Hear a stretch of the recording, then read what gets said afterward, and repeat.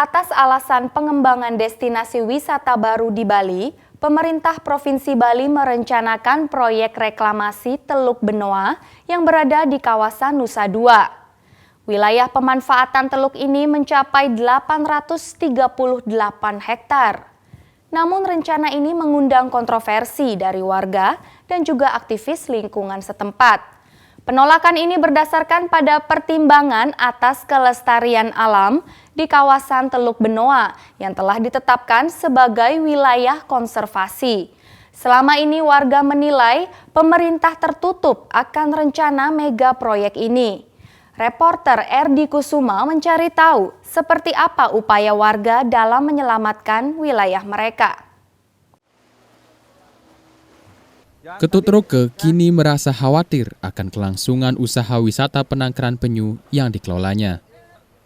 Tepat di hamparan laut Teluk Benoa yang berhadapan langsung dengan gerbang masuk penangkaran inilah, rencananya akan dibangun pulau-pulau baru.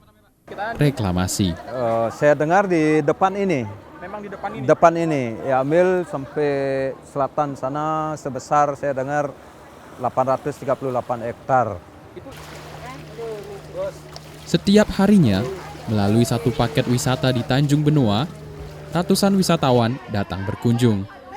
Dari sana, Ketut mendapat kontribusi untuk menafkahi 40-an karyawannya. Konservasi penyu ini dipelopori oleh warga di Tanjung Benoa sejak 12 tahun lalu. Kala itu, Benoa sempat menjadi sorotan atas maraknya pembantaian penyu yang dilakoni warga lokal. Dikonsumsi, dijual belikan, dikonsumsi pakai adat upacara. Itu rutin harus pakai, tidak boleh tidak. Dari pihak PGSDA menegaskan tidak boleh mengambil dari laut. Nah, orang yang pakai upacara ini dapatnya dari mana? Nah, jelas dari penangkaran. Sejak rencana proyek reklamasi berhembus di media pada pertengahan 2013 lalu, Ketut khawatir selama proses pengerjaan reklamasi akan mengurangi kunjungan wisatawan. Dia mau lihat terumbu karangnya, taman lautnya, itu jelas airnya kotor, tidak akan menemukan karang. Jadi tamu itu jadi akan sedikit komplain. Nah, jadi dia bawa ke tempat penangkar penyu ini. Selama proyek itu pasti ada alat-alat besar di depan ini. Nah, jadinya nelayan itu bawa tamu ke sini, jadi mungkin pasti terganggu. Dulu banyak warga Tanjung Benoa yang menjadi nelayan. Tetapi belakangan, warga mulai menggantungkan mata pencahariannya pada industri pariwisata. Seperti halnya Mangku Urap, yang menghidupi keluarganya dengan menjadi supir bot pengangkut wisatawan. Kenapa Bapak berhenti jadi nelayan? Begini Pak, karena pariwisatanya maju, jadi saya kadang-kadang juga saya mencari udang untuk memancing, mengantar tamu memancing, cari ikan cakal, gitu. Siangnya saya membawa bottom glass boat. Mangku biasanya mengantarkan wisatawan berkeliling lewat jalur laut di sekitar Tanjung Benoa, termasuk ke penangkaran penyu yang dikelola Ketut Roke.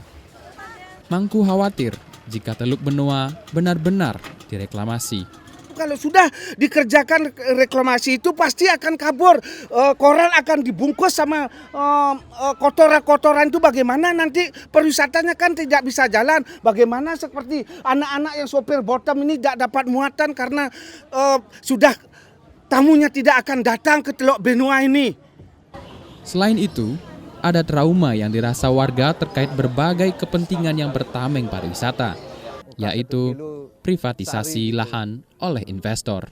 Pengalaman saya tahu persis ya, contoh kayak di Serangan sudah dikrip, masyarakat itu tidak boleh masuk di sana. Masuk, dia beli tiket masuk di sana, masyarakat sendiri. Nah, takutnya yang seperti itu. Nah, dua contoh kayak di Nusa Dua, ITDC, itu tidak boleh masyarakat berrekreasi. Mau renang-renang di pinggir pantai itu tidak boleh juga masuk sekarang. Bilang takutnya seperti itu. Kalau di sini laut tidak bisa dipakai, nanti dipasang bola. Ada patroli menjaga kita kan sudah dirugikan.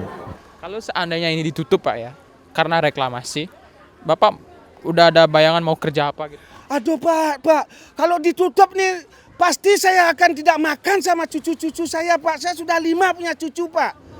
Teluk Benoa secara sah masuk dalam wilayah konservasi sesuai keputusan presiden yang telah ada.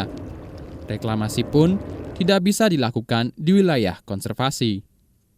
Namun faktanya, Gubernur mengeluarkan surat keputusan tentang pemanfaatan kawasan kepada pihak ketiga sejak tahun 2012. Tapi baru diketahui publik pada pertengahan 2013. Dan melalui Humas Pemprov Bali, persoalan hukum ini diakui memang telah terjadi. Tapi kalau di sana sekarang persoalannya kan masih ada persoalan hukum. Karena di sana masih di kawasan konservasi. Sepanjang itu kemudian menjadi kawasan konservasi, maka itu juga yang sudah diputuskan oleh Presiden, maka itu juga walaupun itu sebetulnya yang menyatakan dan sebagainya itu kan harus dari Kementerian Perikanan dan Kelautan. Tetapi kan itu sudah ada Perpres, selama itu juga masih ada bentuk kemudian masih persoalan hukum, apapun itu ya kita masih taati seperti itu. Sejumlah warga di Tanjung Benoa membentuk perkumpulan untuk menunjukkan reaksi penolakan. Para pejabat, baik itu yang dari pemerintah maupun di aparat desa, hampir rata semua pro ke reklamasi. Dan awalnya dia juga menyembunyikan rencana ini. Setelah ketahuan bocor, kami melakukan perlawanan-perlawanan di banjar-banjar yang ada di Tanjung Benoa. Atas aksi penolakan tersebut, Gubernur membuka ruang diskusi. Atas beberapa argumen dan pertimbangan, Gubernur akhirnya mencabut surat keputusan yang ia terbitkan. Tetapi, ternyata penolakan tidak sampai di sana. Aksi masih berlangsung hingga tahun 2014 ini. Apa penyebabnya? SK pertama, SK yang kita kenal SK reklamasi, SK 2138 ini kemudian pencabutannya disertai dengan izin baru. Dia dicabut dengan SK 1727 tentang izin studi kelayakan dan pemanfaatan kawasan perairan Teluk Benoa. Itu kurang lebihnya, dan izin itu diberikan sejak tanggal 16 Agustus tahun 2013. Bangun Bali, subsidi petani, kita semua makan nasi.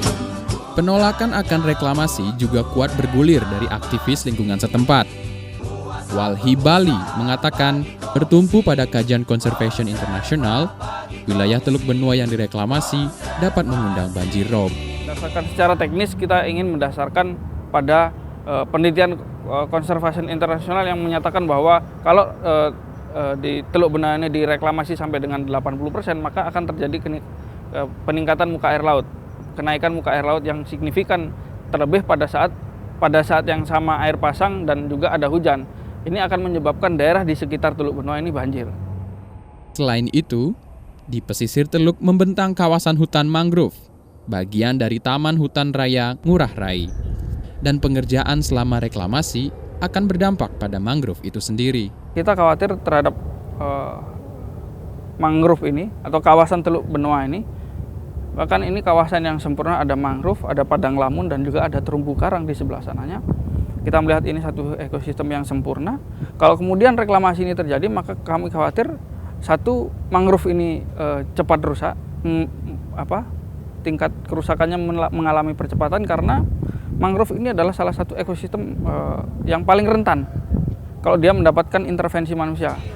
Berbagai gejolak penolakan ini perlahan mengarahkan konfrontasi antara aktivis dengan Gubernur Bali, sehingga sering dikaitkan dengan adanya muatan politis. Bahwa kita sering dituduh, kita ditunggangi oleh pihak lawan politik dari Gubernur sekarang. Kita sering dituduh itu, tapi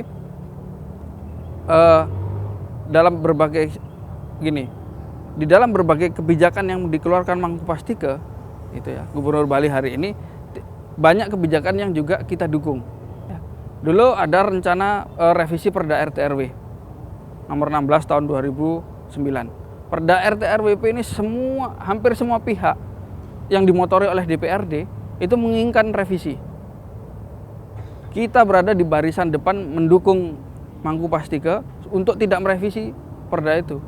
Pembentukan pulau baru di Teluk Benoa salah satunya bertujuan untuk membangun destinasi dan akomodasi wisata yang baru. 5 tahun lagi berapa puluh ribu atau ratus ribu barangkali yang harus nyari kerja. Kalau cuma berpikir apa yang ada sekarang, sudah cukup, karena angka pengangguran kita paling rendah di Indonesia sekarang ini 2%. Paling rendah.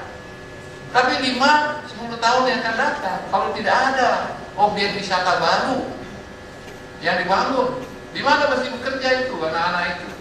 Moratorium pembangunan akomodasi di wilayah Bali Selatan telah dicetuskan oleh Gubernur Bali sendiri, sehingga kebijakannya membangun akomodasi wisata menjadi kontradiksi. Apalagi hunian di Bali telah dinyatakan oversupply. Nah, jumlah kamar hotel saja itu bisa lebih dari 80.000 kamar. Ya, di mana sekarang kalau kita ngelihat 3 bulan terakhir di tahun 2014, kecenderungan penurunan jumlah tingkat hunian. Yang sebelumnya mencapai angka 60-an%, di 3 bulan terakhir di tahun 2014 itu mengalami penurunan. Walaupun jumlah kunjungan wisatawan di 3 bulan pertama tahun 2014 ada kenaikan 11% lebih. Nah, artinya apa? Bahwa kenaikan kunjungan yang 11% itu tidak serta-merta mengangkat tingkat hunian di hotel-hotel ataupun di villa-villa. Karena apa? Pembaginya juga semakin banyak. Gubernur berargumen bahwa nantinya akan membuka lapangan kerja baru dan sedikitnya 50 miliar akan dihasilkan perharinya dari hasil pariwisata yang dibangun di sana. It's not for sale, I agree. Kita nambah pulau, nambah lapangan pekerjaan, 200.000 orang akan bekerja di situ. 5 tahun sampai 10 tahun, ya. Nah ini kan tamu akan banyak. Travel biro hidup, supir hidup, restoran hidup, yang nari-nari hidup semua. Itu 5 tahun yang akan datang itu, 10 tahun. Tapi bagi Ketut Roke, dirinya pesimistis akan peluang kerja baru itu nantinya. Juga warga di sini sudah lanjut usia, Pak. Lanjut usia, sekarang mencari hotel minim lah 30 tahun ke bawah. Sekarang sudah umurnya 45 kayak saya ini. Mungkin ada reklamasi depan bikin apa segala, mungkin saya nggak bisa kerja di sana. Belum lama ini, masih di kawasan Teluk Benoa, telah diresmikan jalan tol pertama di Bali yang berdiri di atas laut. Tujuannya adalah memecah kemacetan di Bali. Tetapi Walhi Bali curiga ini disiapkan sebagai penghubung antar pulau-pulau hasil reklamasi. Meski dulu pengerjaannya sempat menjadi kontroversi karena berada di kawasan Taman Hutan Rakyat, keindahan jalan tol ini tidak ditampik oleh Mangku Urab. Kalau jalan tol itu saya berterima kasih, Pak, itu tidak ada terganggunya tuh, Pak. Tapi ada juga kayu-kayu hanyut itu banyak, Pak, yang habis jalan tol tuh ya, kayu-kayu hanyut tuh sampai baling-baling kena kadang-kadang tuh. Sampai berita ini ditayangkan, belum ada indikasi gubernur akan mencabut surat keputusan studi kelayakan pemanfaatan Teluk Benoa.